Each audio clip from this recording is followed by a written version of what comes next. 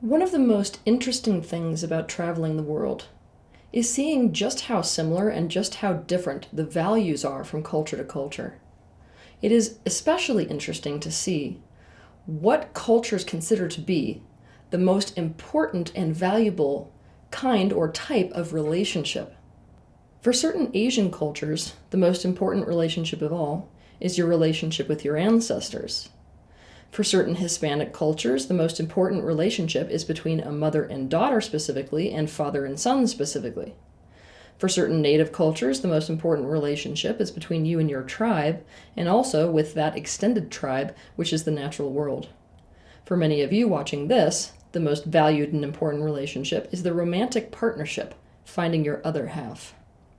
Given that no one can actually agree upon what the most valuable and important kind of relationship is, and we just get sucked into the same way of thinking as our culture thinks, as our family thinks, as our society thinks in terms of what's the most valuable kind of relationship, it's really time for us to rethink relationships altogether.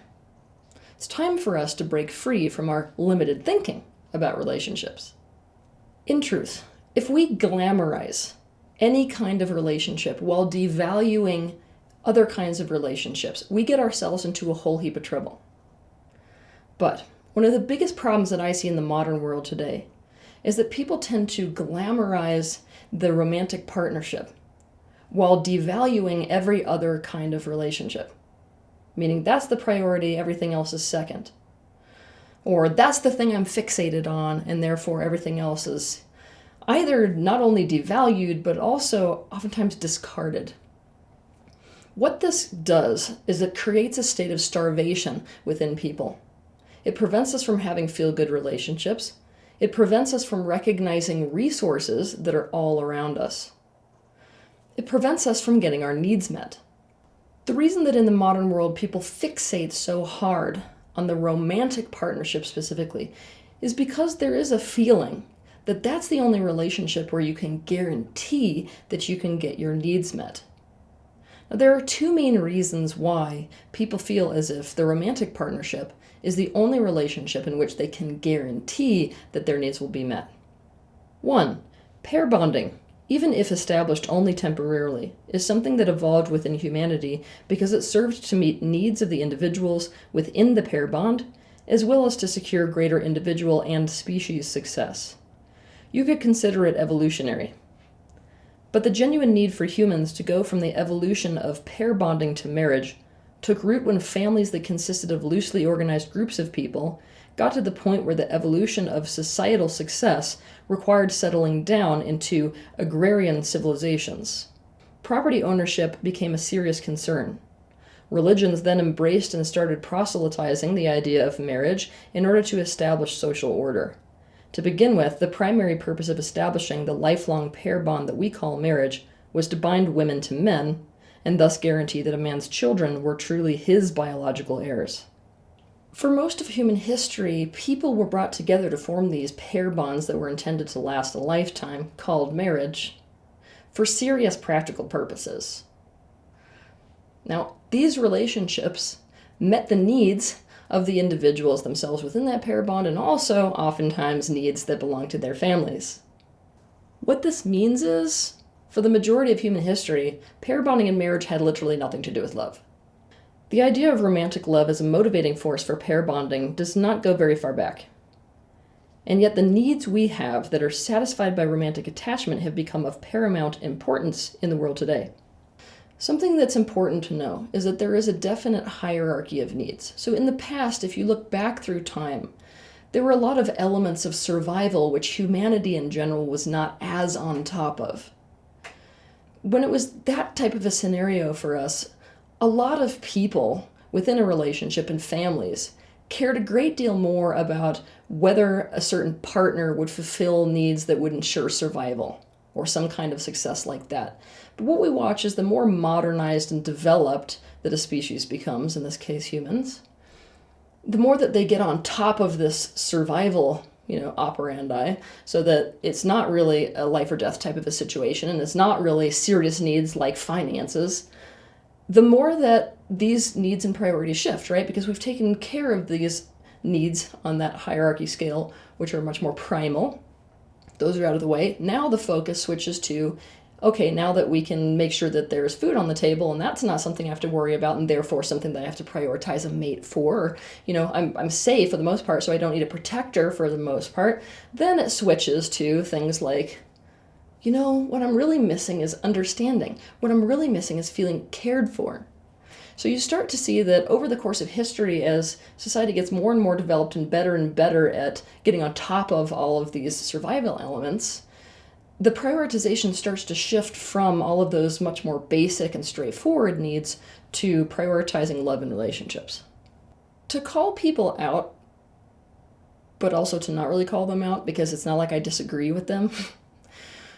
When people get into situations where really honestly it is a survival type of a dynamic for them, and it matters more whether they have food on the table than it matters whether they're in love, you will definitely tend to see people in that situation care less about whether the person that they're pair bonding with is in love with them and more about what survival needs they meet and how they stay safe by virtue of pair bonding.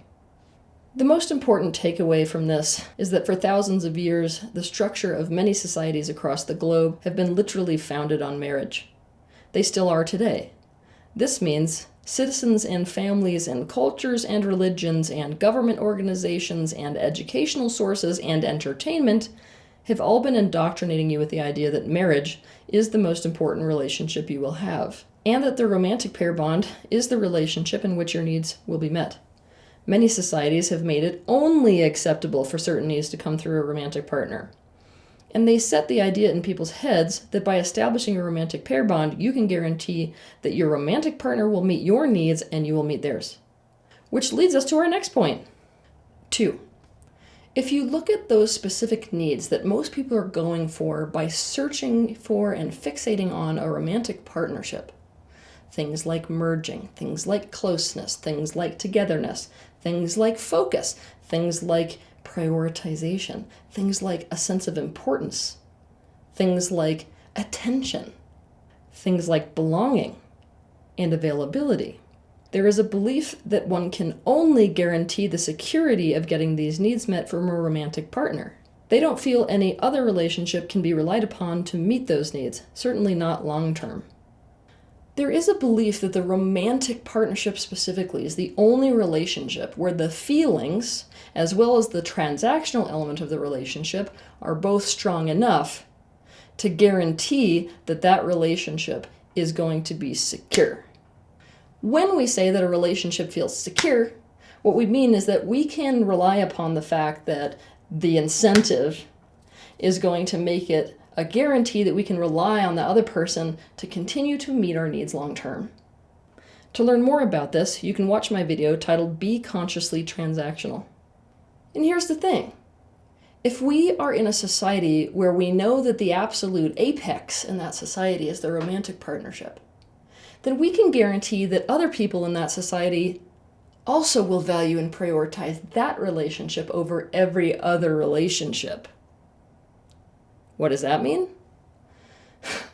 It means that we are only secure in a relationship if we are that person's partner. Otherwise, we can 100% guarantee they are going to prioritize another relationship over us.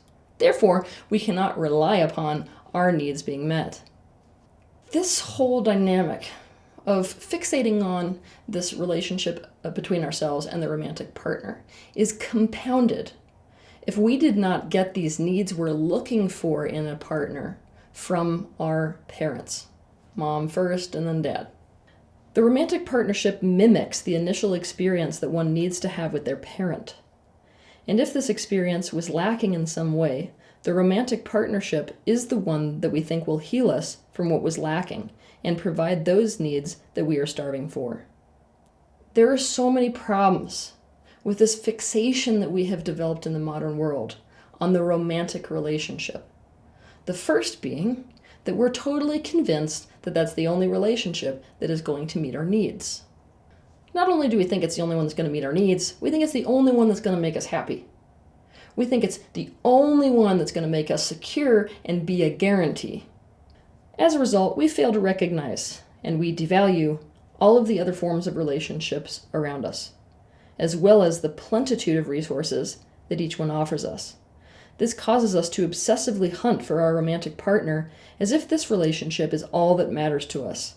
Once we find it, this causes us to prioritize that relationship over all others, and then deprioritize and even discard our other relationships for the sake of that one.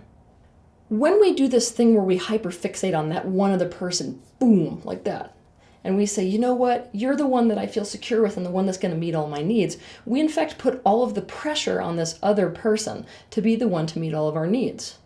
And it isn't possible. It's not possible for one person to meet all of our needs. So basically, it's a complete setup for disappointment and for pain.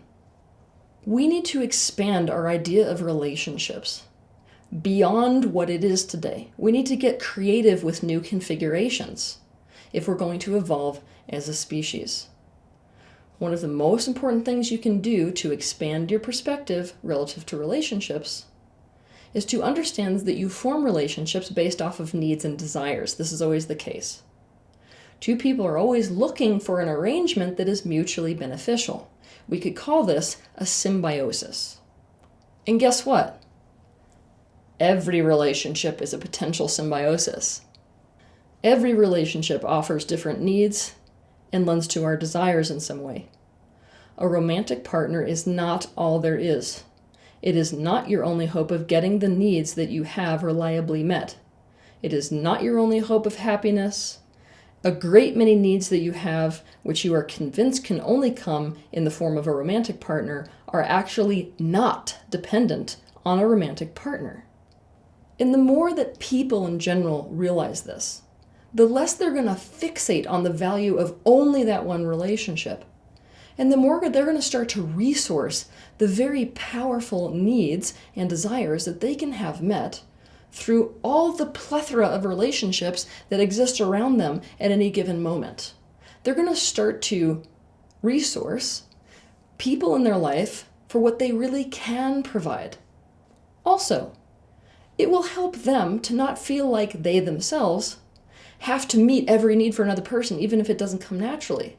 And they will start to recognize what they want to be resourced for, what part of the symbiosis and relationships they want to serve. Every person, including you, and every relationship has incredible value to provide. Every relationship is a resource. The question is, can you recognize the value? And can you actually recognize and utilize the resource? And can you be nourished by it? Have a good week. If you liked this video, be sure to hit the like button, subscribe to my channel, and consider sharing this video with your friends. You can also click on the bell icon to be notified of the next time that I post a video. I want to thank you personally for the bravery that you have to step into awareness. I'll see you in the next video.